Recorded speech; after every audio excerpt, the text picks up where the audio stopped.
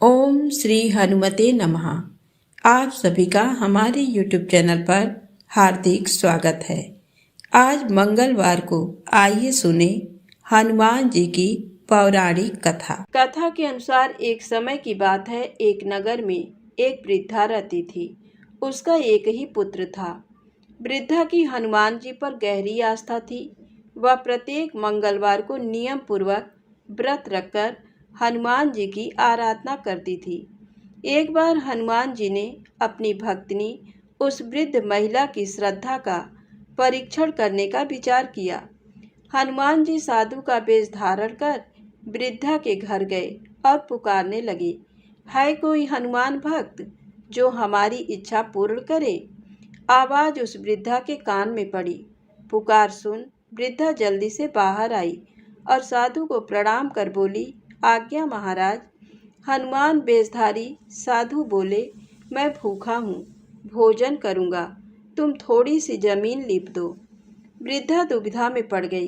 अंततः हाथ जोड़कर बोली, महाराज, लीपने और मिट्टी खोदने के अतिरिक्त आप कोई दूसरी आज्ञा दें, मैं अवश्य पूर्ण करूँगी।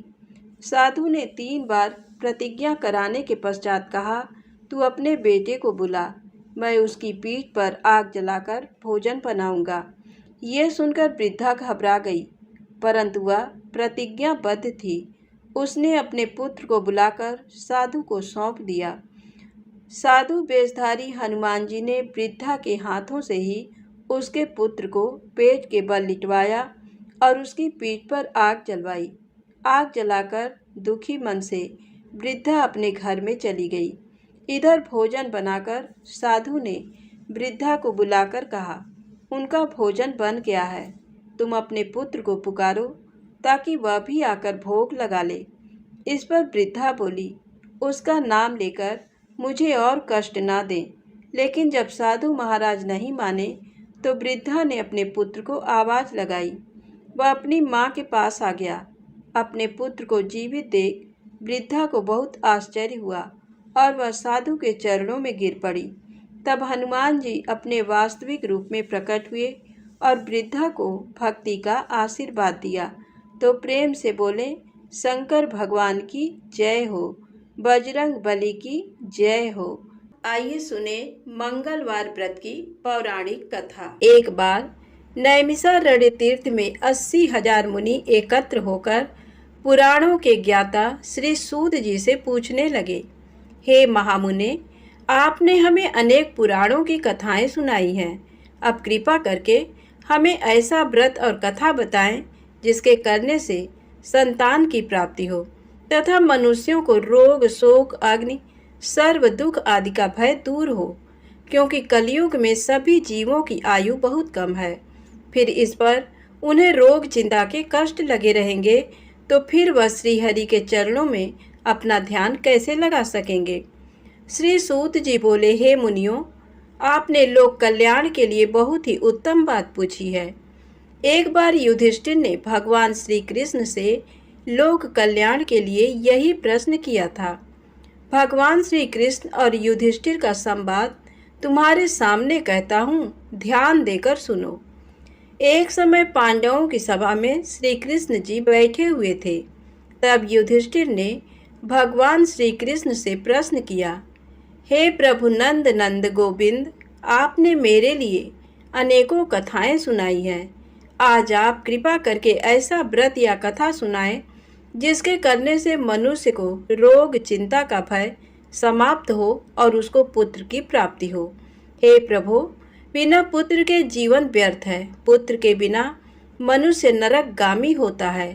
पुत्र के बिना मनुष्य पितृ ऋण से छुटकारा नहीं पा सकता और न ही उसका पुन्नग नामक नरक से उद्धार हो सकता है। अतः पुत्रदायक व्रत बतलाएं। श्री कृष्ण भगवान बोले, हे राजन, मैं एक प्राचीन इतिहास सुनाता हूँ, आप उसे ध्यान पूर्वक सुनो। कुंडलपुर नामक एक नगर था। उसमें नंदा नामक एक ब्राह्मण रहता था। भगवान की कृपा से उसके पास सब कुछ था, फिर भी वह दुखी था। इसका कारण ये था कि ब्राह्मण की स्त्री सुनंदा की कोई संतान न थी। सुनंदा पतिव्रता थी, भक्तिपूर्वक श्री हनुमान जी की आराधना करती थी। मंगलवार के दिन व्रत करके अंत में भोजन बनाकर हनुमान जी का भोग लगाने के बाद स्वयं भोजन करती थी। एक बार मंगलवार के दिन ब्राह्मणी गृह कार्य की अधिकता के कारण हनुमान जी को भोग न लगा सकी, तो इस पर उसे बहुत दुख हुआ। उसने कुछ भी नहीं खाया और अपने मन में प्रण किया कि अब तो अगले मंगलवार को ही हनुमान जी का भोग लगाकर अन्न जल ग्रहण करेगी। ब्राह्मणी सुनंदा प्रतिदिन भोजन बनाती, श्रद्धा पूर्वक पति को खिलाती, परंतु स्वयं भोजन नहीं करती और मन ही मन श्री हनुमान जी की आराधना करती थी। इसी प्रकार 6 दिन गुजर गए और ब्राह्मणी सुनंदा अपने निश्चय के अनुसार भूखी प्यासी निराहार रही और अगले मंगलवार को ब्राह्मणी सुनंदा प्रातःकाल ही बेहोश होकर गिर पड़ी। ब्राह्मणी सुनंदा की इस असीम भक्ति के प्रभाव से श्री हनुमान जी बहुत प्रसन्न हुए और प्रकट होकर बोले, सुनंदा, मैं तेरी भक्ति से बहुत प्रसन्न हूँ, तू उठ और वर मांग। सुनंदा अपने आराध्य देव श्री हनुमान जी को देखकर आनंद की अधिकता से विह्वल हो श्री हनुमान जी के चरणों में गिरकर बोली, हे प्रभु, मेरी कोई संतान नहीं है, कृपा करके मुझे संतान प्राप्ति का आशीर्वाद दें, आपकी अति कृपा होगी। श्री महावीर जी बोले, तेरी इच्छा पूर्ण होगी, तेरे एक कन्या पैदा होगी, उसके अष्टांग प्रतिदिन सोना दिया करेंगे। इस प्रकार कहकर श्री महावीर जी अंतर्ध्यान हो गए। ब्राह्मणी सुनंदा बहुत हर्षित हुई और सभी समाचार अपने पति से कहा।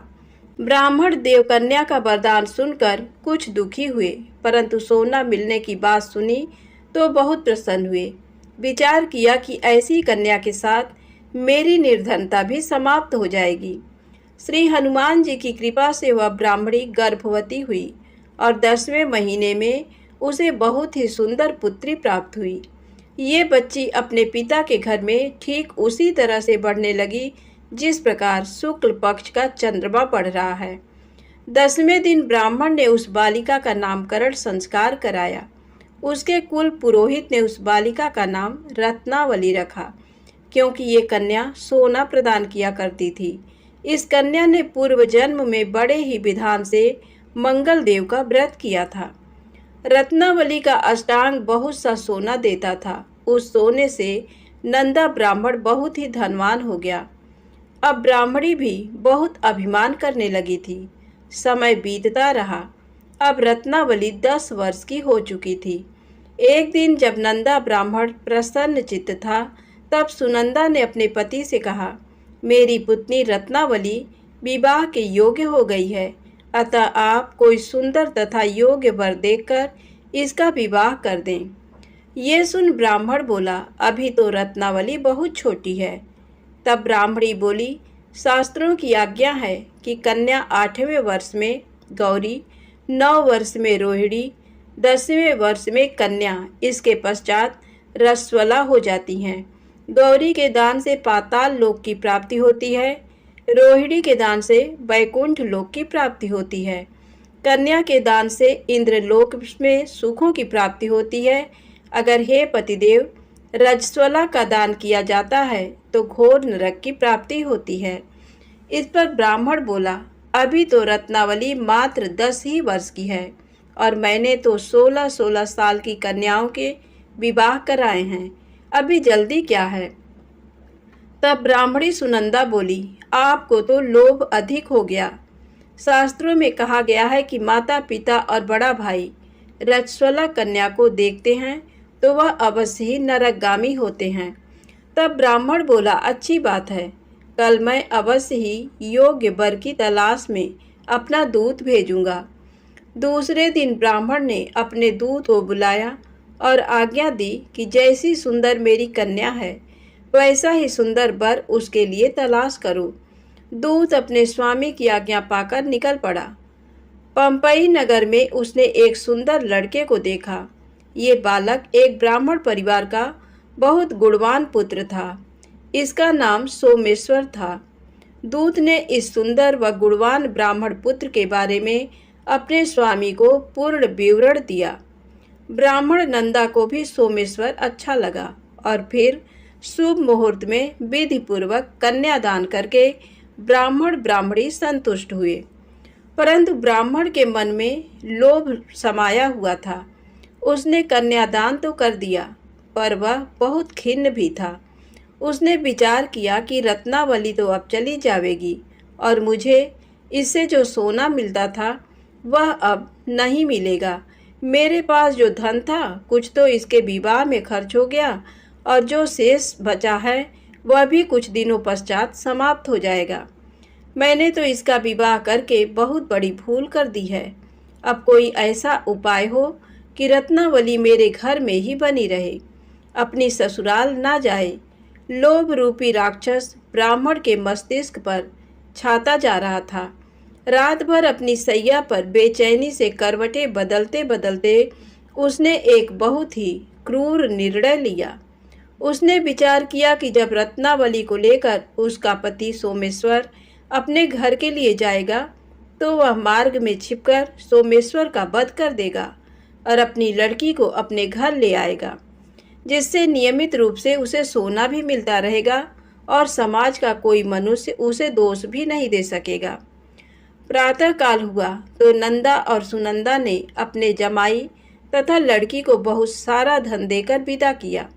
सोमेश्वर अपनी पत्नी रत्नावली को लेकर ससुराल से अपने घर की तरफ चल दिया। ब्राह्मण नंदा महालोभ के वशीभूत हो अपनी मति खो चुका था। पाप पुण्य को उसे विचार ही न रहा। अपने भयानक व क्रूर निर्णय को कार्य रूप देने के लिए उसने अपने दूत को मार्ग में अपने जमाई का वध करने के लिए भेज दिया था, ताकि रत्नावली से प्राप्त होने वाला सोना उसे हमेशा मिलता रहे और वो कभी निर्धन ना हो। ब्राह्मण के दूत ने अपने स्वामी की आज्ञा का पालन करते हुए उसके जमाई सोमेश्वर का मार्ग में ही वध कर दिया। समाचार पाकर ब्राह्मण नंदा मार्ग में पहुंचा और रुदन करती अपनी पुत्री रत्नावली से बोला, हे पुत्री, मार्ग में लुटेरों ने तेरे पति का वध कर दिया है। भगवान की इच्छा के आगे किसी का कोई बस नहीं चलता है। अब तू घर चल, वहाँ पर ही रहकर शेष जीवन व्यतीत करना। जो भाग्य में लिखा है वही होगा। अपने पति की अकाल मृत्यु से रत्नावली बहुत दुखी हुई। करुण क्रंदन व रुदन करते हुए अपने पिता से बोली, हे पिताजी, इस संसार में जिस स्त्री का पति नहीं है उसका जीना व्यर्थ है। मैं अपने पति के साथ ही अपने शरीर को जला दूंगी और सती होकर अपने इस जन्म को, माता पिता के नाम को तथा सास ससुर के यश को सार्थक करूंगी। ब्राह्मण नंदा अपनी पुत्री रत्नावली के वचनों को सुनकर बहुत दुखी हुआ।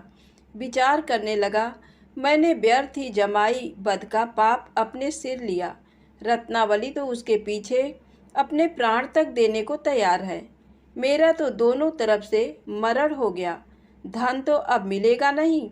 जमाई वध के पाप के फलस्वरूप यम यातना भी भुगतनी पड़ेगी। ये सोचकर वह बहुत खिन्न हुआ। सोमेश्वर की चिता बनाई गई। रत्नावली सती होने की इच्छा से अपने पति का सिर अपनी गोद में रखकर चिता में बैठ गई। जैसे ही सोमेश्वर की चिता को अग्नि लगाई गई, वैसे ही प्रसन्न हो मंगल देव वहां प्रकट हुए और बोले, हे रत्नावली, मैं तेरी पति भक्ति से बहुत प्रसन्न हूँ, तू वर मांग। रत्नावली ने अपने पति का जीवन दान मांगा। तब मंगल देव बोले, रत्नावली, तेरा पति अजर अमर है, ये महाविद्वान भी होगा और इसके अतिरिक्त तेरी जो इच्छा हो वर मांग। तब रत्नावली बोली, हे ग्रहों के स्वामी, यदि आप मुझ पर प्रसन्न हैं तो मुझे ये वरदान दीजिए कि जो भी मनुष्य मंगलवार के दिन प्रातःकाल लाल पुष्प लाल चंदन से पूजा करके आपका स्मरण करे, उसको रोग व्याधि ना हो, स्वजनों का कभी वियोग ना हो, सर्प अग्नि तथा शत्रुओं का भय ना रहे। जो स्त्री मंगलवार का व्रत करे वह कभी विधवा ना हो। मंगल देव तथास्तु कहकर अंतर ध्यान हो गए। सोमेश्वर मंगल देव की कृपा से जीवित हो उठा। रत्नावली अपने पति को पुनः प्राप्त कर बहुत प्रसन्न हुई और मंगल देव का व्रत प्रत्येक मंगलवार को करके व्रत राज और मंगल देव की कृपा से इस लोक में सुख ऐश्वर्य को भोगते हुए अंत में अपने पति के साथ स्वर्ग लोक को गई। प्रेम से बोले हनुमान जी महाराज की जय हो। आइए सुने राम नाम की महिमा। पति रावण के वध के बाद जब अयोध्यापति प्रभु श्री राम की कीर्ति दूर दूर तक फैल रही थी और वह मर्यादा पुरुषोत्तम कहलाने लगे, तब एक दिन महादेव शिव की इच्छा भी मर्यादा पुरुषोत्तम श्री राम से मिलने की हुई। पार्वती जी को संग लेकर महादेव कैलाश पर्वत से उतरकर अयोध्या नगरी के रास्ते पर चल पड़े। भगवान शिव और मां पार्वती को अयोध्या आया देखकर राम जी बहुत खुश हुए। माता जानकी ने उनका उचित आदर सत्कार किया और स्वयं भोजन बनाने के लिए रसोई में चली गई। इस बीच भगवान शिव ने श्री राम जी से पूछा, आपके सेवक हनुमान जी दिखाई नहीं पड़ रहे हैं? श्री राम बोले, वे बगीचे में हैं। शिव जी ने श्री राम जी से बगीचे में जाने की अनुमति मांगी और पार्वती जी का हाथ थामकर बगीचे में आ गए। बगीचे की खूबसूरती देखकर उनका मन मोहित हो गया। आम के एक घने वृक्ष के नीचे हनुमान जी दीन दुनिया से बेखबर गहरी नींद में सोए थे। एक लय में खर्राटों से राम नाम की ध्वनि उठ रही थी। चकित होकर शिवजी और माता पार्वती एक दूसरे की ओर देखने लगे। माता पार्वती मुस्कुरा उठी और वृक्ष की डालियों की ओर इशारा किया।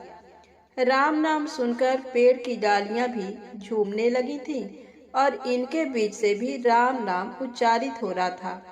शिवजी इस राम नाम की धुन में मस्त मगन होकर खुद भी राम राम कहकर नाचने लगे। माता पार्वती जी ने भी अपने पति का अनुसरण किया और अपने कोमल पैर थिरकाने लगी। शिव जी और माता पार्वती जी के नृत्य में ऐसी झनकार उठी कि स्वर्ग लोक के देवतागण भी आकर्षित होकर बगीचे में आ गए और राम नाम की धुन में सभी मस्त हो गए। माता जानकी भोजन तैयार करके प्रतीक्षारत थी, परंतु संध्या घिरने तक भी अतिथि नहीं पधारे। तब अपने देवर लक्ष्मण जी को बगीचे में भेजा। लक्ष्मण जी तो स्वयं को श्री राम का सेवक ही मानते थे, अतः बगीचे में आकर जब उन्होंने धरती पर स्वर्ग का नजारा देखा तो खुद भी राम नाम की धुन में झूम उठे। महल में माता जानकी परेशान हो रही थी कि अभी तक भोजन ग्रहण करने कोई भी क्यों नहीं आया। तब उन्होंने श्री राम जी से कहा, भोजन ठंडा हो रहा है, चलिए हम ही जाकर बगीचे में से सभी को ले आए। जब राम जी बगीचे में गए तो वहाँ राम नाम की धूम मची हुई थी। हनुमान जी गहरी नींद में सोए हुए थे और उनके खर्राटों से अभी तक राम नाम निकल रहा था। श्री राम भाव विह्वल हो उठे। राम जी ने हनुमान जी को नींद से जगाया और प्रेम से उनकी तरफ निहारने लगे। हनुमान जी प्रभु को आया देख शीघ्रता से उठ खड़े हुए। नृत्य की समा भंग हो गई। शिव जी खुले कंठ से हनुमान जी की राम भक्ति की सराहना करने लगे। हनुमान जी सकुचाए लेकिन मन ही मन खुश हो रहे थे। श्री सिया राम ने भोजन करने का आग्रह भगवान शिव जी से किया। सभी लोग महल में भोजन करने के लिए चल पड़े। माता जानकी भोजन परोसने लगी। हनुमान जी को भी श्री राम जी ने पंक्ति में बैठने का आदेश दिया। हनुमान जी बैठ तो गए, परंतु आदत ऐसी थी कि राम जी के भोजन करने के उपरांत ही सभी लोग भोजन करते थे। आज श्री राम के आदेश से पहले भोजन करना पड़ रहा था। माता जानकी हनुमान जी को भोजन परोसती जा रही थी, पर हनुमान जी का पेट ही नहीं भर रहा था। सीता जी कुछ समय तक तो उन्हें भोजन परोसती रही, फिर समझ गईं इस तरह तो हनुमान जी का पेट नहीं भरेगा। उन्होंने तुलसी के एक पत्ते पर राम नाम लिखा और भोजन के साथ हनुमान जी को परोस दिया। तुलसी पत्र खाते ही हनुमान जी को संतुष्टि मिली और वह भोजन खाकर उठ खड़े हुए। भगवान शिव शंकर ने प्रसन्न होकर हनुमान जी को आशीर्वाद दिया कि आपकी राम भक्ति युगों युगों तक याद की जाएगी और आप संकट मोचन कहलाएंगे।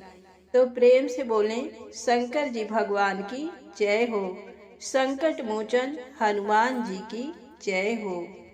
अब आइए सुने राम नाम महिमा की दूसरी कहानी। महादेव जी को एक बार बिना कारण के किसी को प्रणाम करते देखकर पार्वती जी ने पूछा, आप किसको प्रणाम करते रहते हैं?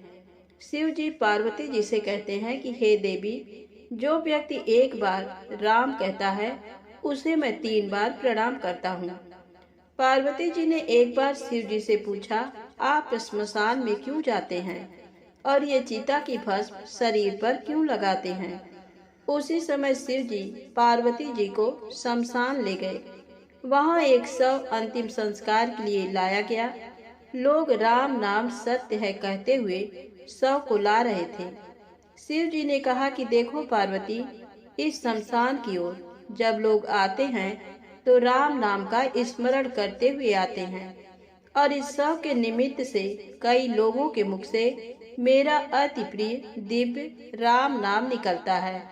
उसी को सुनने में शमशान में आता हूँ और इतने लोगों के मुख से राम नाम का जप करवाने में निमित्त बनने वाले इस शव का मैं सम्मान करता हूँ, प्रणाम करता हूँ और अग्नि में जलने के बाद उसकी भस्म को अपने शरीर पर लगा लेता हूँ।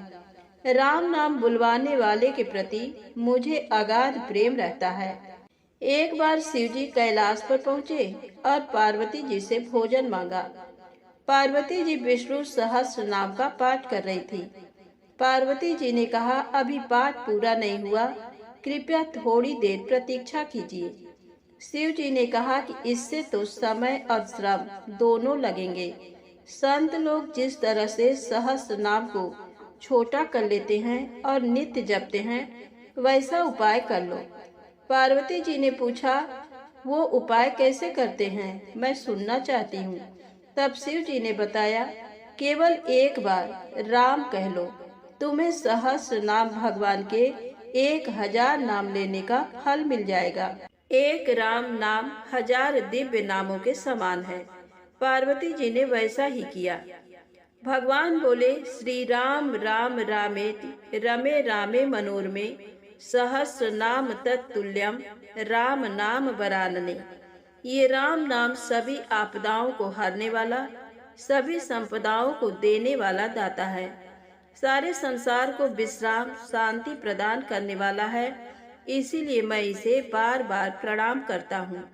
भवसागर के सभी समस्याओं और दुख के बीजों को भूंज के रख देने वाला, समूल नष्ट कर देने वाला, सुख संपत्तियों को अर्जित करने वाला, यमदूतों को भगाने वाला केवल राम नाम का गर्जन जप है। प्रयास पूर्वक स्वयं भी राम नाम जपते रहना चाहिए और दूसरों को भी प्रेरित करके राम नाम जपवाना चाहिए। इससे अपना और दूसरों का तुरंत कल्याण हो जाता है। यही सबसे सुलभ और अचूक उपाय है।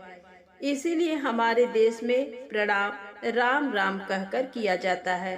अब आइए सुने बिल्व वृक्ष की महिमा। एक बार नारद जी ने भगवान भोलेनाथ की स्तुति कर पूछा, प्रभु, आपको प्रसन्न करने के लिए सबसे उत्तम और सुलभ साधन क्या है? हे त्रिलोकीनाथ, आप तो निर्विकार और निष्काम हैं। आप सहज ही प्रसन्न हो जाते हैं। फिर भी मेरी जानने की इच्छा है कि आपको क्या प्रिय है। शिव जी बोले, नारद जी, वैसे तो मुझे भक्त के भाव सबसे प्रिय हैं। फिर भी आपने पूछा है तो बताता हूँ। मुझे जल के साथ साथ बिल्व पत्र बहुत प्रिय हैं। जो अखंड बिल्व पत्र मुझे श्रद्धा से अर्पित करते हैं, मैं उन्हें अपने लोक में स्थान देता हूँ। नारद जी भगवान शंकर और माता पार्वती की वंदना कर अपने लोक को चले गए। उनके जाने के पश्चात पार्वती जी ने शिव जी से पूछा, हे प्रभु, मेरी ये जानने की बड़ी उत्कट इच्छा हो रही है कि आपको बिल्व पत्र इतने प्रिय क्यों हैं। कृपा करके मेरी जिज्ञासा शांत करें। शिव जी बोले, हे शिवे, बिल्व के पत्ते मेरी जटा के समान हैं।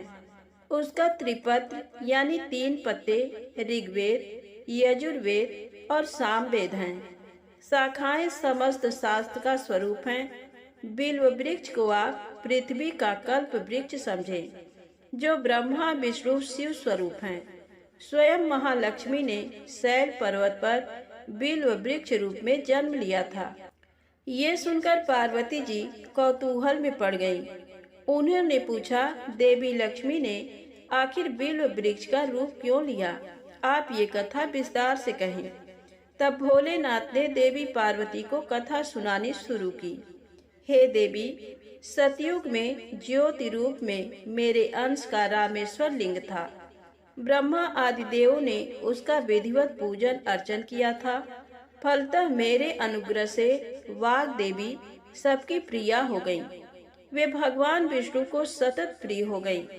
मेरे प्रभाव से भगवान केशव के मन में वाग देवी के लिए जितनी प्रीति हुई वह स्वयं लक्ष्मी को नहीं भाई। अतः लक्ष्मी देवी चिंतित और रुष्ट होकर परम उत्तम श्री शैल पर्वत पर चली गई।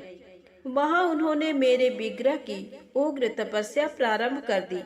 हे परमेश्वरी, कुछ समय बाद महालक्ष्मी जी ने मेरे विग्रह से थोड़ा ऊर्ध्व में एक वृक्ष का रूप धारण कर लिया और अपने पत्र पुष्प द्वारा निरंतर मेरा पूजन करने लगी। इस तरह उन्होंने कोटि वर्ष तक आराधना की। अंततः उन्हें मेरा अनुग्रह प्राप्त हुआ। महालक्ष्मी ने मांगा कि श्री हरि के हृदय में मेरे प्रभाव से वाग्देवी के लिए जो स्नेह हुआ है वह समाप्त हो जाए।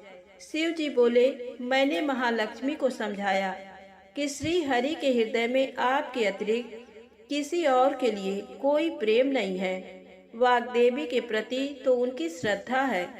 ये सुनकर श्री लक्ष्मी जी प्रसन्न हो गईं और पुनः श्री विष्णु के हृदय में स्थित होकर निरंतर उनके साथ विहार करने लगी। हे पार्वती, महालक्ष्मी के हृदय का एक बड़ा विकार इस प्रकार दूर हुआ था। इस कारण हरिप्रिया उसी वृक्ष रूप में सर्वदा अतिशय भक्ति से भरकर यत्न पूर्वक मेरी पूजा करने लगी। बिल्व इस कारण मुझे बहुत प्रिय है और मैं बिल्व वृक्ष का आश्रय लेकर रहता हूँ। बिल्व वृक्ष को सदा सर्व तीर्थमय एवं सर्व देवमय मानना चाहिए, इसमें तनिक भी संदेह नहीं है। बिल्व पत्र, बिल्व फूल, बिल्व वृक्ष अथवा बिल्व काष्ठ के चंदन से जो मेरा पूजन करता है वह भक्त मेरा प्रिय है। बिल्व वृक्ष को शिव के समान ही समझो, वह मेरा शरीर है। जो बिल्व पर चंदन से मेरा नाम अंकित करके मुझे अर्पण करता है, मैं उसे सभी पापों से मुक्त करके अपने लोक में स्थान देता हूँ। उस व्यक्ति को स्वयं लक्ष्मी जी भी नमस्कार करती हैं। जो बिल्व मूल में प्राण छोड़ता है उसको रुद्र देह प्राप्त होता है। तो प्रेम से बोले, विष्णु भगवान माता लक्ष्मी की जय हो। शंकर भगवान माँ गौरी माता की जय हो। अब आइए सुने मंगलवार को सुनी जाने वाली मंगला गौरी माता की पौराणिक कथा। कुरु देश में श्रुतकीर्ति नामक एक विद्वान, कीर्तिशाली, शत्रुओं का नाश करने वाला, 64 कलाओं का ज्ञाता तथा धनुर्विद्या में कुशल राजा हुआ था। पुत्र के अतिरिक्त अन्य सभी शुभ चीजें उस राजा के पास थी। अतः वह राजा संतान के विषय में अत्यंत चिंतित हुआ और जब ध्यान पूर्वक देवी की आराधना करने लगा तब उसकी कठोर तपस्या से देवी प्रसन्न हो गईं और उससे ये वचन बोली, हे सुब्रत, वर मांगो। श्रुतकीर्ति बोला, हे देवी, यदि आप मुझ पर प्रसन्न हैं तो मुझे सुंदर पुत्र दीजिए। हे देवी, आपकी कृपा से अन्य किसी भी वस्तु का अभाव नहीं है। उसका ये वचन सुनकर पवित्र मुस्कान वाली देवी ने कहा, हे राजन, तुमने अत्यंत दुर्लभ वर मांगा है, फिर भी कृपावश मैं तुम्हें अवश्य दूंगी। किंतु हे राजेंद्र, सुनिए, यदि परम गुणी पुत्र चाहते हो तो वह केवल 16 वर्ष तक जीवित रहेगा, और यदि रूप तथा विद्या से विहीन पुत्र चाहते हो तो दीर्घजीवी होगा। देवी का ये वचन सुनकर राजा चिंतित हो उठा और पुनः अपनी पत्नी से परामर्श करके उसने गुणवान तथा सभी शुभ लक्षणों से संपन्न 16 वर्ष की आयु वाला पुत्र मांगा। तब देवी ने भक्ति संपन्न राजा से कहा, हे नृपनंदन, मेरे मंदिर के द्वार पर आम का वृक्ष है, उसका एक फल लाकर मेरी आज्ञा से अपनी भार्या को उसे भक्षण करने हेतु प्रदान करो, जिससे वह शीघ्र ही गर्भ धारण करेगी, इसमें संदेह नहीं है। प्रसन्न होकर राजा ने वैसा ही किया और उसकी पत्नी ने गर्भ धारण कर लिया। 10वें महीने में उसने देव तुल्य सुंदर पुत्र को जन्म दिया। तब हर्ष तथा शोक से युक्त राजा ने बालक का जात कर्म आदि संस्कार किया और शिव का स्मरण करते हुए उसका नाम चिरायु रखा। इसके बाद पुत्र के 16 वर्ष के होने पर पत्नी सहित राजा चिंता में पड़ गए और वे विचार करने लगे कि ये पुत्र बड़े कष्ट से प्राप्त हुआ है और मैं इसकी दुखद मृत्यु अपने ही सामने कैसे देख सकूंगा। ऐसा विचार करके राजा ने पुत्र को उसके मामा के साथ काशी भेज दिया। प्रस्थान के समय राजा की पत्नी ने अपने भाई से कहा कि कार्पटिक का वेश धारण करके आप मेरे पुत्र को काशी ले जाइए। मैंने भगवान मृत्युंजय से पूर्व में पुत्र के लिए प्रार्थना की थी और कहा था कि हे विश्वेश, आप जगतपति की यात्रा के लिए मैं उस पुत्र को अवश्य भेजूंगी।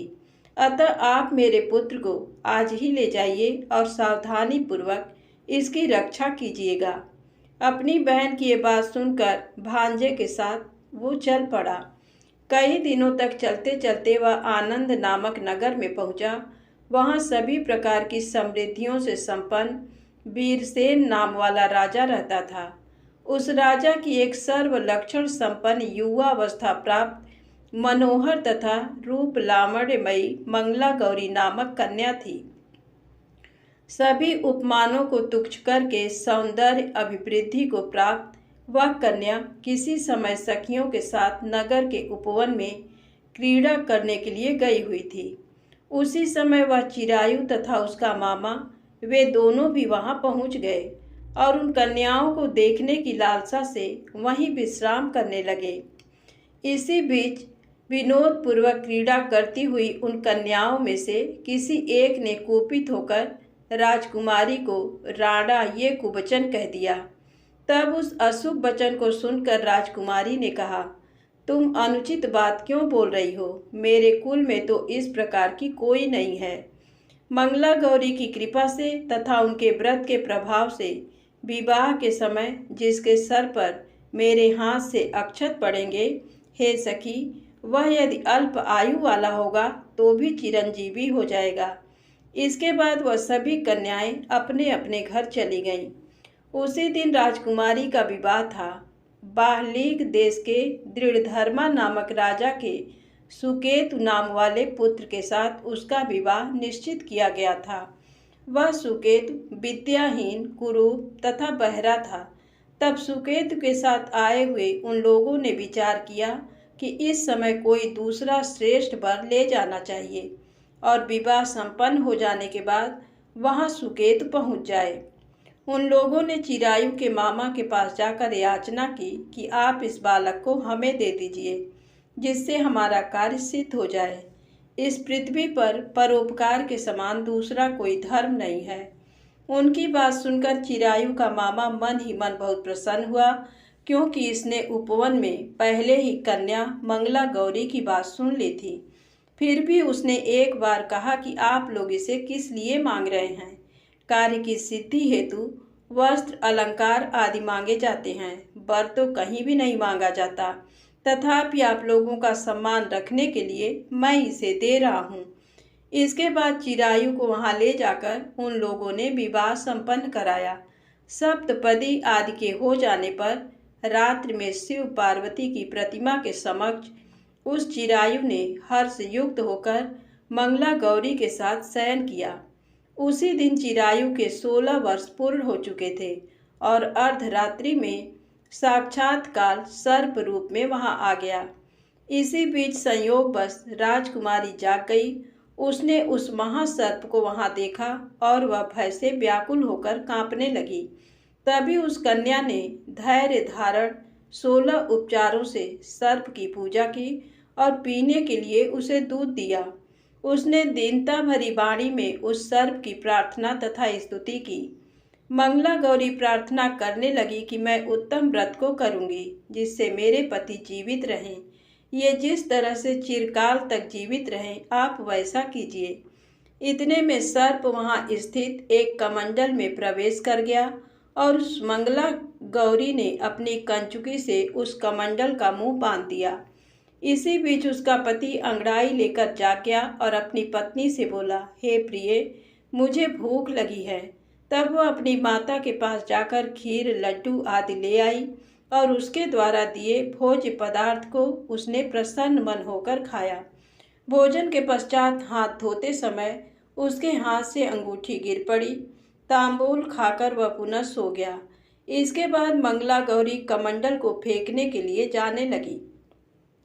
विधि की कैसी गति है कि उस कमंडल में से बाहर की ओर जगमग करती हुई हार कांति को देखकर वह आश्चर्यचकित हो गई।